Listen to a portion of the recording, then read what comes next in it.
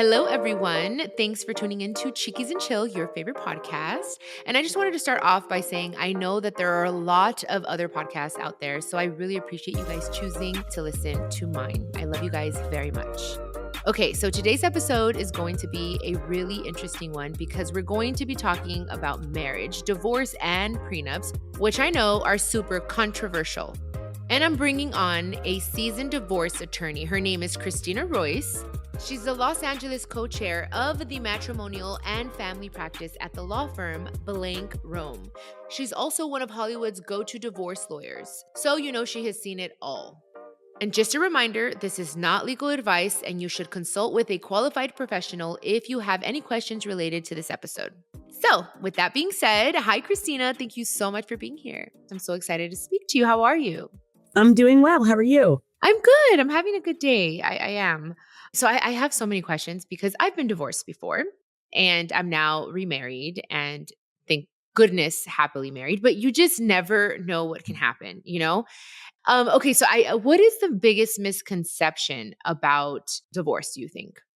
Well, I think, for a lot of people, it could feel like really scary and it can feel overwhelming and it can feel like daunting and they feel like it's like the end of their life. And I think that a lot of people realize that sometimes that marriage is not the right situation. And then later on, they find a real true happiness being outside of a bad relationship. Like, look, you got remarried, you found a different love in your life, but it's scary. It's a scary process to go through it, right? There's a lot of unknowns relating to it. Yeah, I mean, I feel like divorce can bring out the worst in people. That's definitely true. Right? I tell everybody, like, put Post-its everywhere, like, be your best self through this process. Be your best self through this process. Because it's really hard. People get gaslit. They're nervous. They're financially scared, right? Mm-hmm. It's really an overwhelming process. It is. I know my sister's going through it right now. And even when I want to give her advice, I don't even know what to say. I mean, because I feel like they have children together. So they should have the peace amongst themselves, but things are just getting so out of hand. And all you can do as a big sister is just step back and say, okay, like hopefully let the attorneys, let the professionals, guide you because it's difficult. Like they say, you've been with this person for so many years, but you don't really know who they are until you're getting divorced. I mean, have you seen really that there could be a divorce that's like amicable, like really, or does it always have a very like nasty ending to it? I would say that the majority of my cases have a more amicable approach to their divorce. Oh, okay. I think they realize that they have kids together and are going to be in each other's lives. A lot of them realize that the marriage may not be the right, it may not be their right union, but for the most part, and maybe it's kind of the clients that I get or the kind of approach I take, we really try to take a more amicable approach to the situation and work more collaboratively, which I think it reduces fear. There's not a lot of surprises during the divorce case. We do things in an orderly fashion so everyone feels comfortable through the process. And I do think that how we approach the divorce case really helps them launch later on as co-parents. I love that. And I appreciate that. And also, I think it also saves the client money, right? Because it could get expensive, especially how expensive can a divorce be? It can be expensive.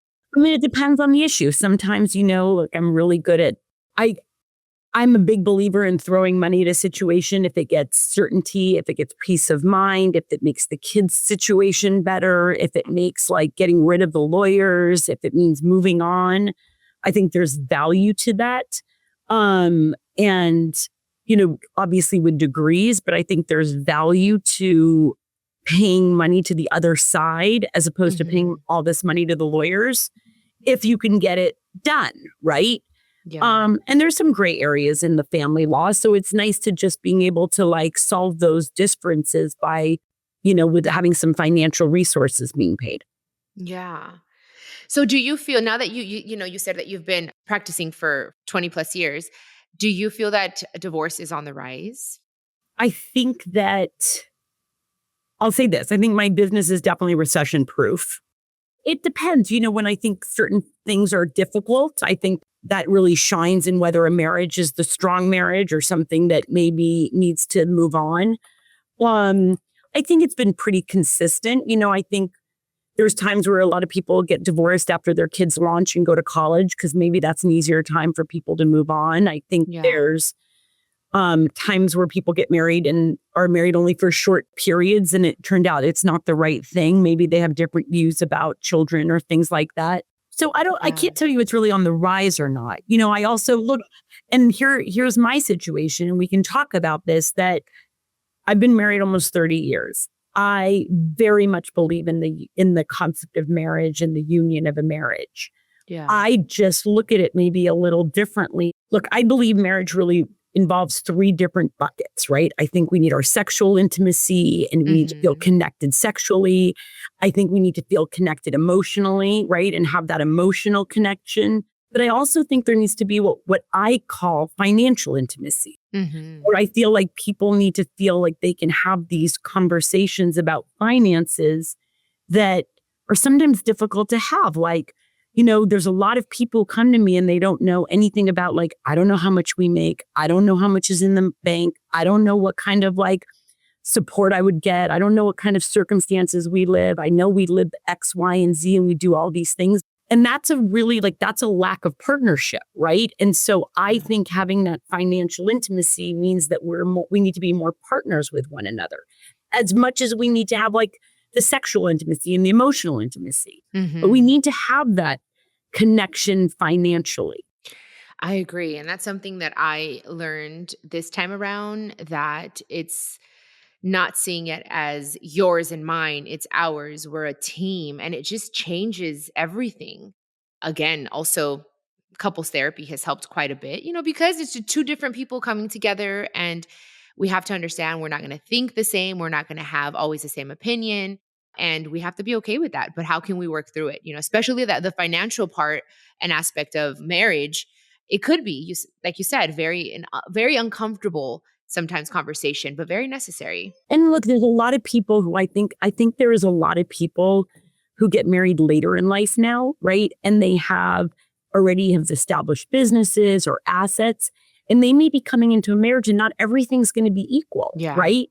And because they already built up a lot of their net worth. And so they need to have those conversations that not everything that I own as of the date of marriage becomes ours. Like maybe there's things that do become ours, and there's things that are mine because I either inherited assets or I really worked hard before marriage to get that. But those are the things that people need to have these conversations of. So there's an understanding, right? Yeah. My husband gets mad at me because I say, marriage is a lot like a business, right? Like, you and I wouldn't go into business together without saying, okay, what are you going to contribute to the business? What am I going to contribute to the business? How are we going to handle that?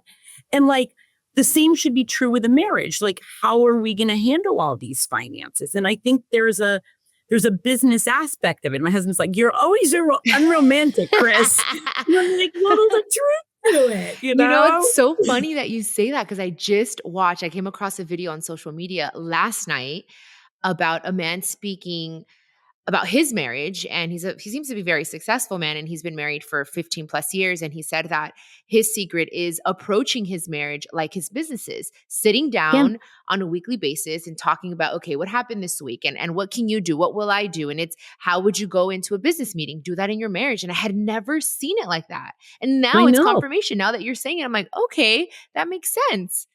Yeah. There's definitely some truth to that. Yeah. You just have to have those, but those are sometimes hard conversations, and it's not easy, Yeah. And you have to be open and able and willing to have those uncomfortable conversations. And that's what I learned. Before, it was like, it should just be easy. It shouldn't be so hard. The thing is communication is key. And I always tell you guys here on the pod, communication, especially in your relationship, in any relationship, romantic, business, etc.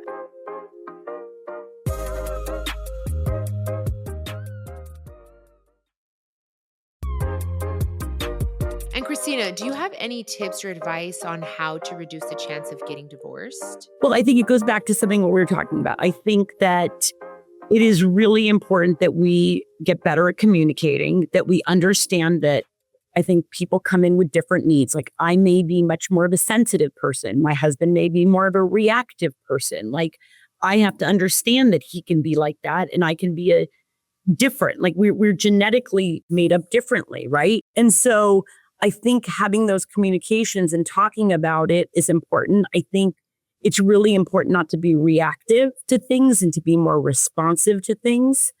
I think therapy is a really helpful thing that if people need really help and guidance on how to communicate, I think that's helpful.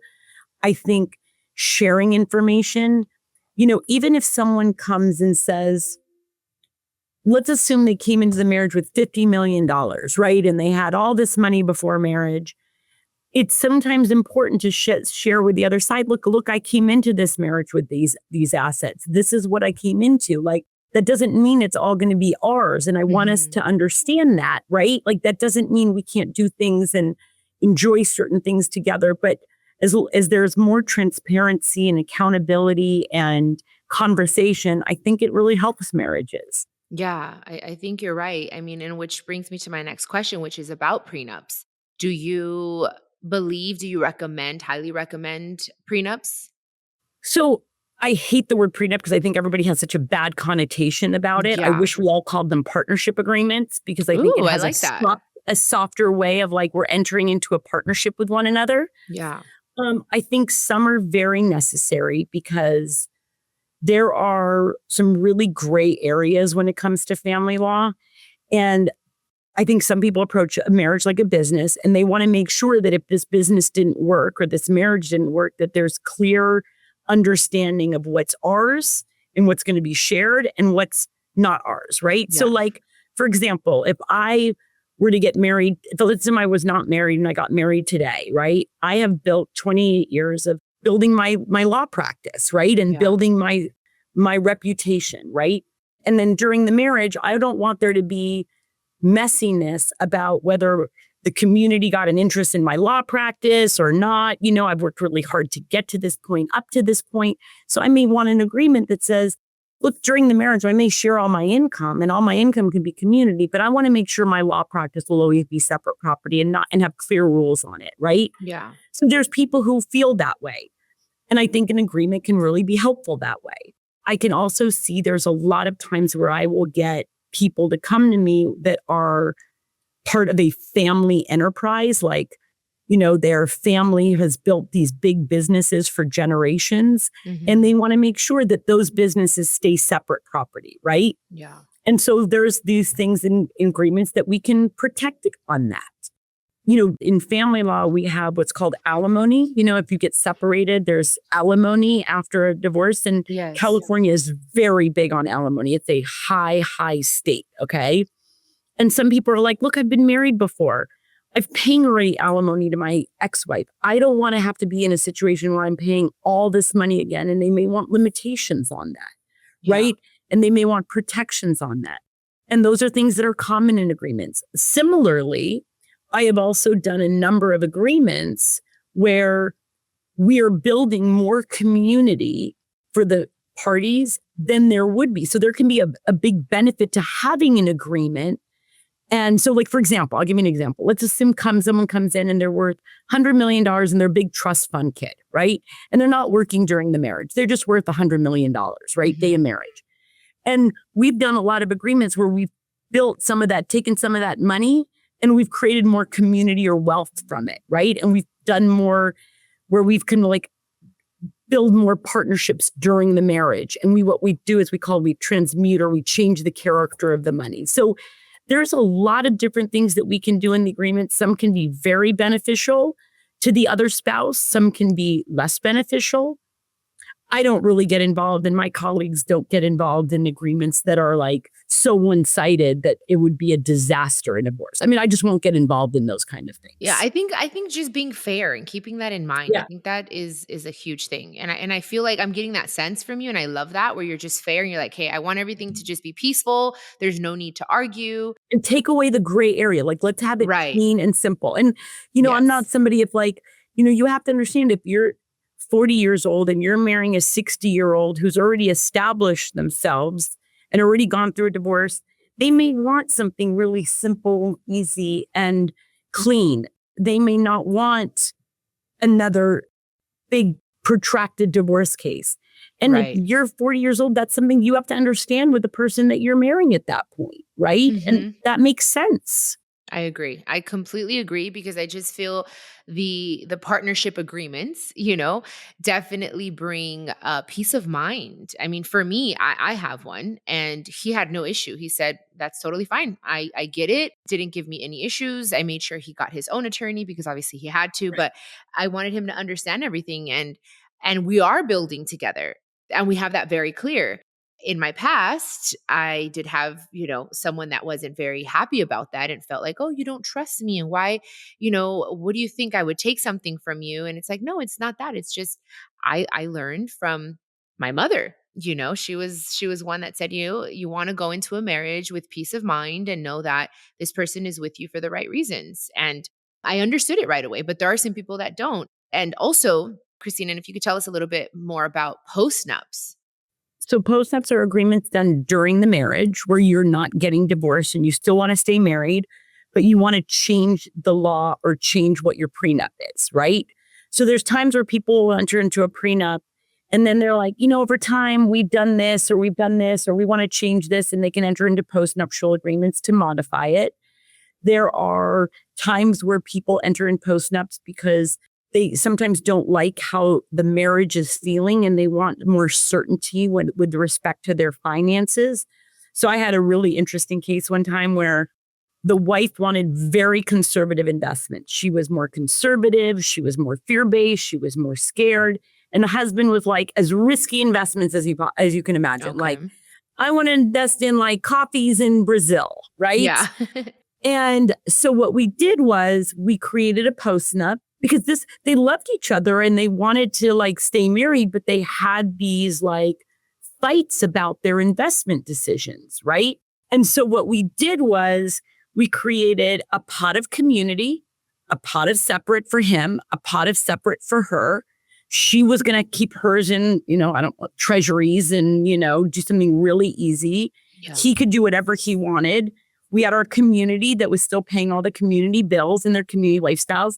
And it was a situation that we looked at the marriage both from they loved each other and wanted to stay married and they had a, strong romantic relationship. But we looked at it from a business standpoint, what made sense for them both financially. And it cut out all this fighting because now she's like, if everything goes to hell in a handbasket for him, that's on him, right? I don't have to worry about that. And if something happens to me, I have my little pot of money and I'm going to be safe and I'm going to be secure with it. So it works for them, Yeah. right? And again, I go back to as mad as my husband can get it, there's still a business aspect of this. Definitely. No, not now. I see it completely. I'm like, it makes so much sense. And I agree. I think that whatever's going to give the other person peace of mind, and in that way they'll be able, she's like, okay, well, he has X amount of money in his little pot and he could do as he pleases and I'm still going to be able to love him. Totally. And she doesn't have to be freaking out at night and worrying and Or holding resentment. Right. Yeah. Uh-huh. Now, a cool question in regards to the post-nup. Do you have to have a prenup in order to have a post-nup? Or for instance, you could be married for 10 years and just say, you know what? I want a post-nup now. Can you do that? Yeah. Now, it takes two people to agree to it, just like a prenup, but you can absolutely do it.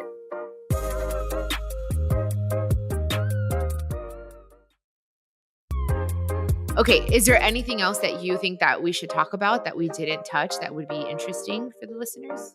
I mean, I think, look, I'm a big believer that also even before marriage, I think people should be educated about what the law is in the state that you have, right? So to me, again, this goes into like a marriage has so many rights and obligations and so many responsibilities. And I think before people enter into marriage, it's really important for people to at least even talk to a family lawyer and just understand like what happens in a marriage, right? We're not taught that in school, right? There's no books like what to expect when you're expecting, right? So, you don't have your like pediatrician that you're talking to, like, hey, my baby's doing X, Y, and Z. What does this mean, right?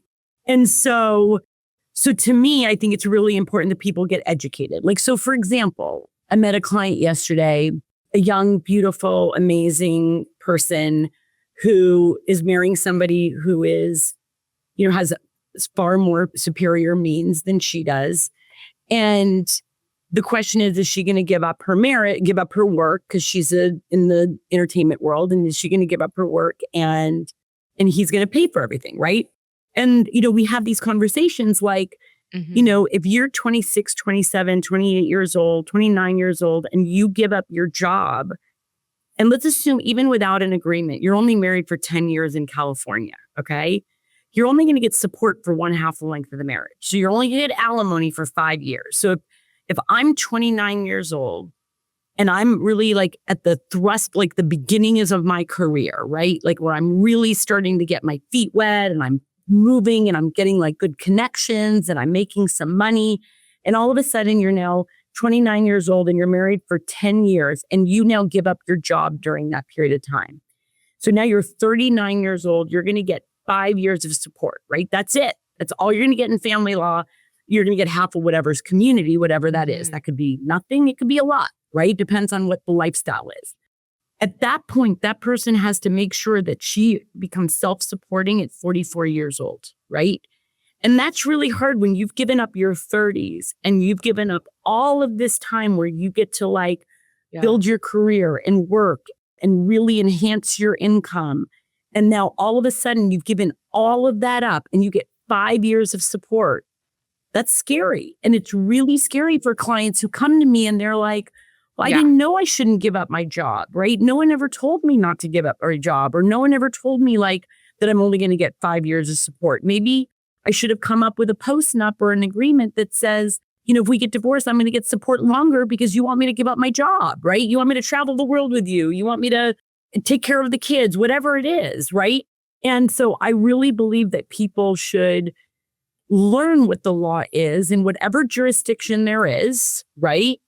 And understand what it means for these type of big decisions, whether it's like moving out of the state of California, whether it's, if you give up your job, or what happens if you inherit money, or what happens if you go on title to a house. Like, I have people come to me like, oh, well, I'm on title to a house. I own half the house. I'm like, well, okay, well, when did you go on title to the house? And they're like, last year. I'm like, no. We don't own half the house. We only own half the appreciation from that time forward, right? So it's not owning half the house. So these are important things like before marriage to understand what the rights and responsibilities are. Maybe with the example I told you about the woman who's 29 giving up her job, maybe she doesn't give up her job fully and she still stays in the workforce, and maybe she works not as hard, but she still stays in the workforce and keeps her connections and keeps her networking. So if God forbid, I'm knocking on wood, that anything happens, she can like resume back into the workforce, right? And going back in there. Or maybe she comes up with an agreement that says, if you want me to give up my job, I'll do that, but you have to protect me on the financial side of this, right? And maybe that's an agreement that we need to have a conversation about. But I think people really need to understand the rights and obligations in a marriage before doing it. Like I have clients who come to me and they're like, well, we lived in New York and he wanted to move to California, and now I have 2 kids, but we said we were only going to live here for a few months, and now I want to move back. And they're like, you don't get to move back. You're here with, like, the kids are in California now. Like, California is their home state. If you're here for 6 months, boom, this is your home state. And they're like, wait, but he told me it was only temporary. And I'm like, oh my gosh. Yeah. So it's like, these are things that are, I know a lot of my clients will say to me, like, I wish I knew this before I got married, right? I wish I had known this before I got married. Yeah, no, I completely agree. I always tell my listeners, knowledge is power, and we Totally. just need to be completely educated and read on things and ask questions. And if you're thinking about getting married, any type of question is not a dumb question. And that's something Totally. that, just ask an attorney and know what you're getting yourself into. In other words, It but has some big sacrifices, right? for And sure. it's big consequences. So to me, it's really, like you said, getting educated. And again, I'm like giving you all this scary stuff. I really believe in a marriage. I really believe like Same. marriage is an amazing union, Yeah. I just believe in it, that you have to understand what it means. Absolutely. I couldn't agree more. And me too. I just thought it was important to have this conversation because I get so many questions, because also I want to see what I can do personally to avoid and what I can do better. And I feel like I'm on the right track. I think I learned from the first time around. How long were you married But for the first time? oh my goodness, not even a year. We started having issues maybe 6 months in. But you know what? I knew it wasn't the right thing for me to do. I thought maybe I can change him, and I take responsibility, but it did hurt. It was the most difficult thing I went through, but I learned from it. And like, I do believe in love, and I believe in marriage, and I believe in change, and I definitely am a different person now because of that situation, and I'm able Mhm. to be a good wife now because I learned from it. Right. So it is what it is. But I did tell myself that. I'm like, I wish I would have known more, and now I'm like, I'm going to read into everything, research it all. Yep. I think it's important, and it's so easy to talk to a lawyer. Like, I know it's scary that you thought like, oh, I'm calling a divorce lawyer. But if you think about it, like, how many times people call me and they're like, look, I'm getting married. Can you just walk me through quickly, like what happens and what I need to be thinking about and what I can do and what it means? And I spend a little bit on the phone with them, and it's easy. It's a privileged conversation. No one knows about it. It's private, and there's nothing to lose. There's nothing to lose. Exactly. I see a lot of people like, you don't need an agreement. Like, if this is your goals in a marriage, here's what to do and here's how you protect yourself. Then there's other people I'm like, well, if this is your goal, then you do need an agreement to modify the law. And you need to start thinking about how to have a conversation with your fiance about it. Right. But Yeah. at least that person's informed now. Yeah.